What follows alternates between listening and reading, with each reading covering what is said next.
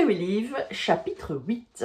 Alors, à partir de la page 91, il y a aussi de nouveau toute une description de la vie à la ferme. Comment est-ce que les civils s'accommodent de devoir vivre entassés les uns sur les autres dans la cave avec très peu de nourriture et presque aucune occupation. Et donc on a les réflexions de Matthias par rapport au national-socialisme, par rapport aux juifs, etc. Et donc, en fait, Matthias, on voit, a pas mal de dérision et d'ironie par rapport au national-socialisme, en disant qu'en fait, c'est complètement débile de vouloir éradiquer tous les juifs parce que ce sera juste pas possible. Ce qui sait, par contre, c'est que si les juifs ont de l'autodérision et si les autres nations ont de l'autodérision et de l'humour, c'est pas en Allemagne qu'on va rire le plus, si jamais l'Allemagne arrive à effectivement conquérir le monde. Jeanne discute également assez bien avec Matthias, il lui explique qu'il a été trappeur et quand il y a le frère de Jeanne qui demande qui sont les méchants, les cow-boys ou les indiens, Matthias répond que ce sont les cow-boys qui sont les méchants et donc il y a le frère de Jeanne qui est assez interloquant, donc c'est pas vrai. Et ça c'est une des choses importantes dans le livre, dans les thèmes, c'est qui les bons, c'est qui les mauvais. On pourrait croire que par rapport à nos films, on voyait que ce sont toujours les cow-boys qui étaient les bons, mais dans la réalité, c'est plutôt les Indiens qui ont été agressés. Et donc, il y a toute cette relativité avec la banalité du mal de Hannah Arendt et toute cette relativité sur le bien, le mal, dont je parle dans une autre vidéo. Le petit Jean, lui, donc, qui est malade, il ne va pas bien, mais la maman, Françoise, ne veut pas que Ginette s'en occupe, il tousse beaucoup, il respire difficilement.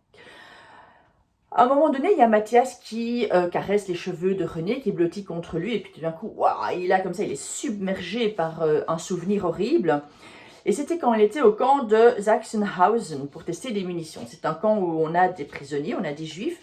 Et en fait, c'est un endroit où, entre autres, on testait les nouvelles munitions et les nouvelles armes. Et donc, un truc, par exemple, c'est qu'on mettait le prisonnier contre le mur avec l'idée on va te mesurer. Et en fait, il y avait un petit trou juste derrière. Et donc, on mettait le revolver dans le trou, on tirait directement dans la nuque et on testait comme ça la force, on testait l'arme en fait, en situation tout à fait réelle. Et donc c'est tout à fait sans état d'âme par le trou, paf, on sait que on met une balle dans la nuque de la personne.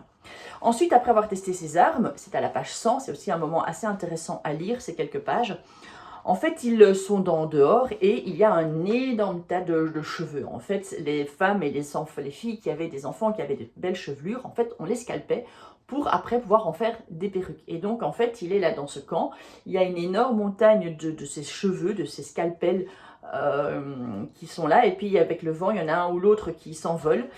Et en fait, Matthias se rappelle qu'il avait été vraiment fortement marqué, alors qu'il est insensible de manière générale. C'est un moment qu'il a fort marqué et il raconte que certains soldats, à force de comme ça devoir scalper, leur métier c'était de devoir, enfin leur tâche, de devoir scalper les femmes et les enfants pour avoir la chevelure, eh bien ils en devenaient complètement fous et ils avaient aussi des visions d'horreur. Et donc en caressant les cheveux de René, il dit « Waouh, mais il a eu un flash qu'en fait René aurait pu être parmi ses enfants ». À la page 100, il explique aussi c'est qu'il n'a pas du tout été dressé dans la frénésie du national-socialisme et pourtant il dit que c'est quand même bizarre parce qu'il en a accepté les codes, il a accepté toutes les absurdités comme on attend d'un soldat, en fait, sans vraiment réfléchir. Lui, il obéit aux ordres, sans aucun état d'âme. Il ne se pose pas la question du bien et du mal. On ordonne, il obéit, et d'une certaine manière, la vie pour lui, c'est un jeu.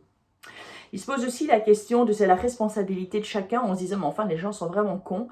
Les Slaves, par exemple, en Europe de l'Est, eh bien, en fait, ils sont en train de créer un espace vital pour les Allemands et en fait, c'est clair que quand ils auront créé cet espace vital pour les Allemands, que les Allemands n'auront plus besoin des Slaves, en fait, ils vont éliminer les Slaves à leur tour.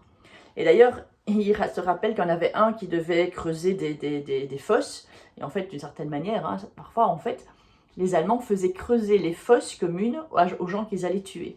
Et donc, ils creusaient alors leurs fosses. Ils creusaient des trous, ils ne savaient pas savoir pourquoi. Certains devinaient, mais pas tous. Et puis, pof, on les tuait. Et puis, le trou était déjà fait. Il n'y avait plus qu'après à le remblayer.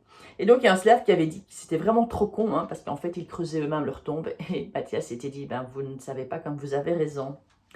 Et donc, par rapport à cette page 103, il y a toute une réflexion aussi fort intéressante sur la folie meurtrière qui est beaucoup plus sincère que le reste. Il parle également, c'est les manières les plus pratiques ou les moins pratiques de tuer des tziganes, la construction des camps de concentration, pour être dans l'efficacité maximale et donc montrer ces Allemands.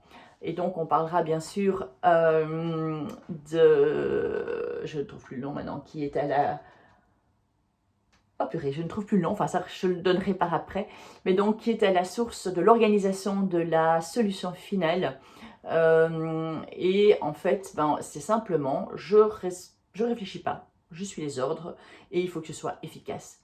Et quand on est dans ces principes-là, dans ces idées-là, en fait, s'il n'y a pas d'éthique, eh bien, on arrive à faire commettre aux gens les pires atrocités. Il se pose aussi la question de cette pureté du sang en disant, ok, au départ, on va parler de l'Allemagne, on va parler d'un grand pays qui va avoir cette pureté du sang, et puis on va éliminer des gens. Mais plus on va éliminer, en fait, à un moment donné, et plus on va se retrouver dans des petits groupes, et même dans ces petits groupes, on va encore vouloir faire des distinctions, des discriminations, et donc, en fait, ça ne va jamais finir. Et alors, à la page 104-105, c'est vraiment à lire absolument. Il est dans à une conférence où on parle du national-socialisme, et là, il se dit... En fait, c'est pas compliqué, le national-socialisme, il veut simplement tuer l'humanité. Mais comme il est soldat, il obéit. Mais donc là, il a vraiment une prise de conscience de dire, mais c'est pas possible, les gens ne se rendent pas compte qu'ils applaudissent quelqu'un qui veut en fait la fin de l'humanité. Page 104-105, vraiment je vous conseille de lire ces quelques pages, c'est un moment vraiment important. À la page 106, c'est bien, des nouveaux habitants arrivent. Il y a Philibert qui arrive, il y a également une petite fille, et des adultes. Et donc Philibert, c'est un gars qui est spécial. Il a l'air un peu simplet, hein, comme s'il n'avait pas tout à fait les mêmes frites, toutes les frites dans le même panier. C'est pas le couteau, à première vue, c'est pas le couteau le plus affûté du tiroir, ou bien sa maman l'a traversé après du mur. Mais en fait, c'est quelqu'un qui en même temps se débrouille extrêmement bien dans la forêt. C'est également un peu un animal sauvage, comme René, comme Mathias. Il tire à l'arbalète, il s'est monté à cheval, et il vit vraiment comme ça, tout seul. Il connaît ça, les forêts comme sa poche. Et Mathias se dit que ça pourrait très bien être un allié pour la suite parce qu'en fait, lui, il est simplement dans le naturel sans se poser 36 000 questions. Et donc, Micheline, c'est la petite fille qui vient d'arriver, elle est assez prostrée et elle n'arrête pas de pleurer parce qu'elle veut aussi que Jésus vienne la chercher pour aller rejoindre ses sœurs. Et René va lui dire à un moment donné, « Oh, ça va, hein, Micheline, arrête de pleurer, tu sais, ta maman et tes sœurs, elles sont mortes, il n'y a pas de petit Jésus, c'est n'importe quoi. » Et donc, elle va évidemment se faire gronder en disant que ce n'est pas vrai, qu'elle n'a pas d'empathie, que c'est cruel, etc. Et elle est vraiment pas contente parce qu'elle dit, « Mais à quoi ça sert de mentir ?» Tout ça, c'est vraiment des trucs stupides. Le petit Jésus n'existe pas, ses sœurs sont mortes, elle ne les reverra pas, plutôt que de dire des bondieuseries comme ça. Et c'est plusieurs fois dans son histoire que René en fait se fait rabrouer et je trouve ça tout à fait injuste parce qu'elle dit mais les adultes ils mentent et ils devraient être beaucoup plus honnêtes. Et il y a juste Philibert qui entend ça et qui trouve que c'est bien vrai. Et d'ailleurs c'est comme ça que Philibert et René se lient d'amitié. Au chapitre 9, Mathias est en train de déguiser son couteau d'Indien, il compte partir, après il va se raser, et il a des gestes où clairement on voit qu'il a l'habitude, et donc il y a Dan qui l'observe beaucoup. Dan est très jaloux parce qu'il voit que Mathias passe beaucoup de temps avec Jeanne, et Dan le suspecte d'être un infiltré. C'est pas trop pourquoi, c'est plus la jalousie, mais voilà. Et donc il essaye vraiment, il observe tout le temps pour essayer de le coincer, il lui parle des SS pour voir comment il va réagir, mais Mathias est tout à fait imperturbable par rapport à ça. En même temps, Dan se dit, ouais, bon, ben, il a une amitié avec une juive, c'est quand même bizarre pour un SS, il a beaucoup trop d'humour pour un Bosch, mais, et puis c'est vrai qu'il a aussi cette souplesse geste des Indiens, donc c'est vrai qu'il a, enfin, on peut vraiment le croire quand il dit qu'il est allé, qu'il a vécu avec les Indiens, et en même temps, voilà, Dan n'arrête pas de les piller. En fait, Mathias réfléchit de plus en plus à partir avec René en se disant que là maintenant il y a beaucoup trop de monde dans la ferme qui risque à tout moment d'être pris. Et donc il se dit qu'en fait il pourrait peut-être utiliser, voir s'il pourrait emprunter Salomon qui est l'étalon, un cheval qui est dans l'écurie. Et il va donc poser la question à Jules qui lui dit « Tiens, il y a mon fils, donc le frère de Jeanne qui a 10-11 ans, il t'a entendu parler allemand dans tes rêves. » Mais voilà, pas plus que ça. Il y a Mathias qui par contre réagit de manière tout à fait neutre en disant « Ah c'est bizarre, je parle plusieurs langues, mais l'allemand non, je ne le parle pas, il a du mal à comprendre. » Jules laisse passer, mais clairement on devine que Jules ne le croit pas, mais en même temps, vu que Mathias est réglo et qu'il aide une juive, ben, Jules ne lui pose pas plus de questions. Lorsque la radio des Américains tombe en panne, Mathias se dit qu'il pourrait très bien la réparer, mais ça va poser de nouvelles questions. Comment est-ce que tu sais réparer tout ça, etc. Et donc, ils disent non, tant pis, je n'aide pas. Je préfère ne pas risquer un danger. À la page 120-121, il y a l'instituteur qui essaye de poser des questions, mais de manière indirecte, à René. René joue au docteur avec Louise, avec une des enfants. Et l'instituteur s'occupe aussi de la fillette, hein, Micheline. Et en fait, l'instituteur pose des questions de manière indirecte. Et René se dit, mais enfin, autant poser directement les questions, plutôt que de faire comme ça de manière hypocrite, ce qui l'agace très fort. Et donc effectivement, à la page 122-123, c'est intéressant à lire pour mieux comprendre l'histoire de René. René raconte comment elle a évité une rafle quand elle était chez les sœurs. En fait, elle a été faire pipi pendant la nuit, ça l'a sauvée. Elle a entendu les Allemands arriver et donc elle a pu se cacher dans un tas de charbon, dans une cave. Et les Allemands, vraiment, avec la lampe de poche qui était là, passaient au-dessus de tous les tas de charbon dans la cave.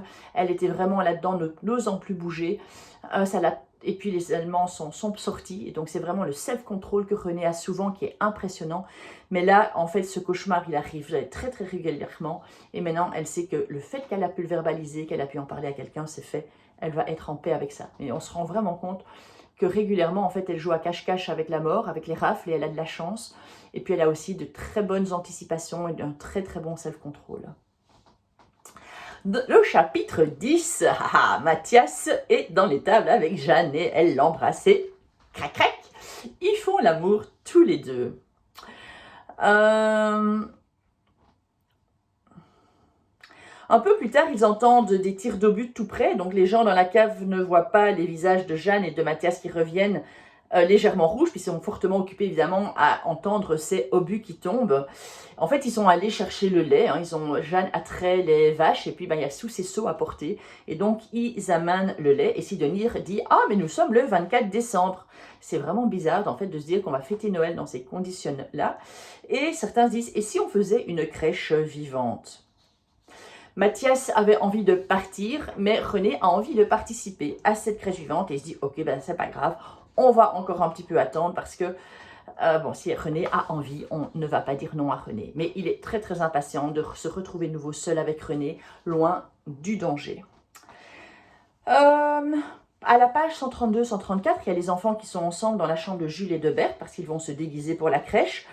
Albert propose à René, donc Albert c'est le frère de Jeanne, hein, qui a 10-11 ans, il propose à René de faire la Sainte Vierge, mais elle dit « Mais non, je ne peux pas parce que je suis juive. » Et elle explique à Albert en fait que ce sont les Juifs qui ont tué Jésus. Et donc du coup elle va dans l'autre chambre pleurer.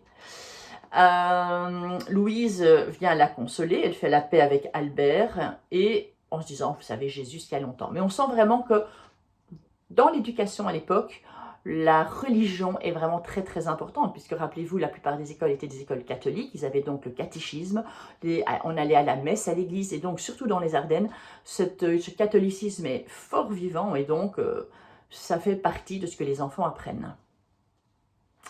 À la page 135-136, on en est dans les pensées de Jeanne, qui est amoureuse de Mathias et qui aimerait bien partir avec lui. Elle a 18 ans, et elle est en train de réfléchir, de penser par rapport à Mathias, d'aller vivre avec lui.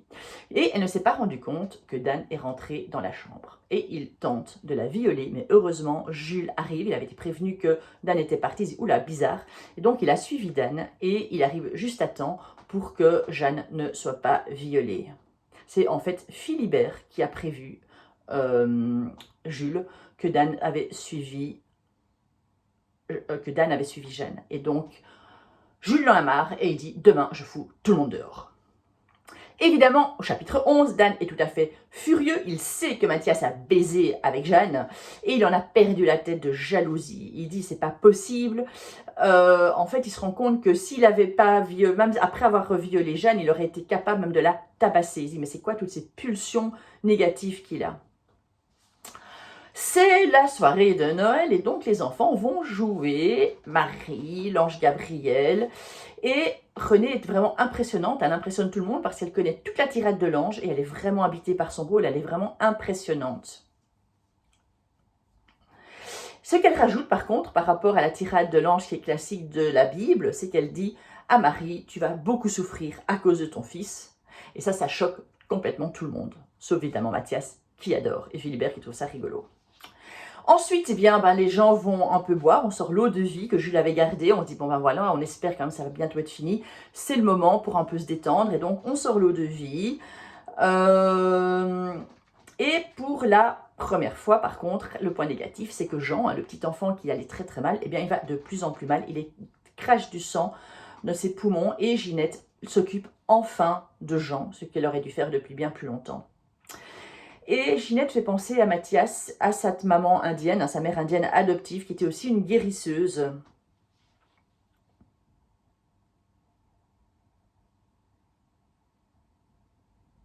Et en fait, ce qu'on apprend également, c'est pourquoi est-ce que Mathias est rentré en Allemagne. En fait, aux États-Unis et au Canada, à partir de 38-39, quand il y a l'Allemagne qui commence à attaquer, qui commence à...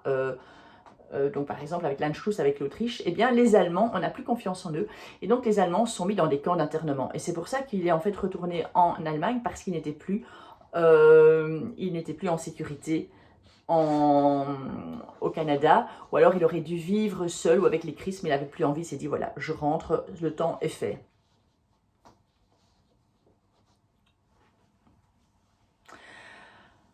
À la page, non pardon, le chapitre 12, on entend parler des chants de Noël, et puis ensuite après, les gens ont peu bu et les gens dansent.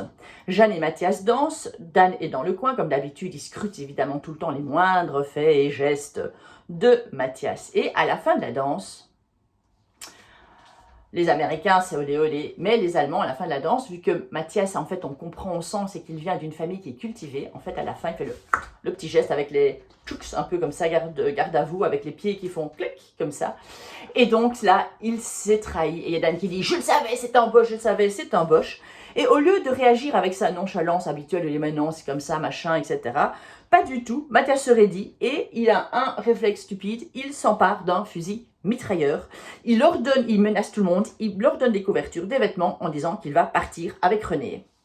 Et tout d'un coup, là comme ça, pouf, en un clin d'œil, il se demande bien pourquoi il est redevenu cette machine à tuer. Il a l'impression qu'il arrête de jouer un rôle. Alors qu'il se dit aussi, mais en fait j'aurais pu très bien continuer à faire le nonchalant, à embobiner les gens, etc. Mais il y a un déclic qui se fait et ça y est. Il redevient cette machine à tuer, il redevient cette bête, ce monstre, ce SS avec son fusil mitrailleur, et il demande donc de partir de donner de la nourriture, de donner des vêtements, et il va partir avec René. Jules dit très calmement qu'il vaut mieux que René reste à la ferme, mais René, bien sûr, ne veut pas rester, elle veut partir avec Mathias. Du coup, en fait, le temps que René aille vers Mathias, il y a Dan qui prend René en otage, en sachant bien sûr que Mathias ne tirera jamais sur elle. Et donc, Mathias hésite et il se fait complètement tabasser. Et en fait, à la page, donc ça, ce sont les pages 154, 155, 156, 157. C'est vraiment intéressant à lire si jamais on vous pose des questions un peu de détail, parce que c'est un moment vraiment de basculement dans l'histoire.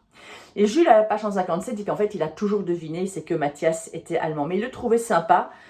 Et en fait, ce qu'il avait espéré, c'est que Mathias parte plus vite en disant c'est dangereux. Il était prêt à il était prêt à le garder, mais il préférait qu'il parte plus vite. Et pourquoi est-ce qu'il est resté comme ça? Pendant la bagarre, Mathias tue Dan. Et là, par contre, Jules se dit bon débarras. Parce qu'en fait, plusieurs fois, on se dit aussi, d'ailleurs, c'est que là, je ne l'ai pas raconté, mais on dit que Dan, en fait, c'est un gars qui dit parce qu'il est du côté des bons, parce qu'il est américain, mais en fait, clairement, c'est un gars qui n'aurait jamais voulu s'asseoir à côté d'un noir, qui est complètement raciste, qui est dans la suprématie des races avec les blancs au-dessus de tous. Et donc, en fait, s'il était né du côté des Allemands, il aurait été le pire des SS. Il a juste la chance d'être né du côté des Américains, il est du côté des bons, mais en fait, en soi, au fond, c'était une crapule. Et donc, par rapport à ça, on parlera aussi plus tard, c'est la banalité du mal. Et puis la chanson, si vous la connaissez, de Jean-Jacques Goldman, Si j'étais né en 17 à Leidenstadt. Alors les Américains, bon, se battent, certes, la plupart sont prêts même à tuer Mathias. Il y a vraiment aussi le fait de cette frustration de la guerre, de la fatigue, etc. Ils disent, on a un Boche sous la main, donc on va le tuer pour vraiment lâcher toutes les émotions. Heureusement, il y a Pike qui dit qu'ils doivent être jugés parce que eux ne sont pas les barbares. Jules qui se dit, ouais, c'est ça, n'importe quoi, franchement. Et ils veulent aussi, bien sûr, l'interroger. Donc, Mathias est emprisonné dans la cave. Et là, les gens, à la page 158, se disent, mais ils ne comprennent pas. Une juive qui va protéger un boche qui protège une juive, c'est quoi ce machin? Et là, certains adultes disent à un moment donné que s'il n'est pas fusillé par les Américains, il sera clairement décapité par les Boches. Ça, c'était la fin du chapitre 12, où nous avons donc maintenant beaucoup plus d'action.